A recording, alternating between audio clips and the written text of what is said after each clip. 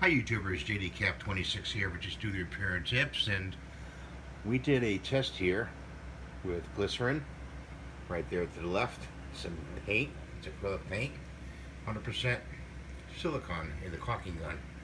You call it silicone caulking. Caulking is a mix between silicone and acrylic.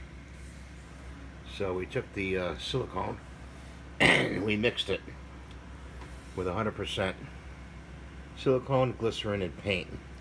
We put 10 drops to 1 ounce in this cup, and we added a drop of green paint. And it's been about an hour or so, and it's kind of spongy. So we're going to wait till morning and see how that dries up and cures, and pull it in the morning. So we'll be back. Stay tuned. So let's see how this silicone came out.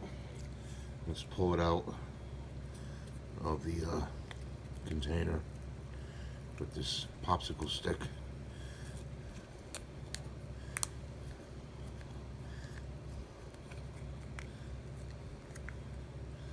Pull it out. And it is, well, it's like putty. It's not totally solid. Okay, so that formula really is not going to work. Let's see if it took an impression. Did take an impression. You see that? Hard to see, I know, I'm sorry about that.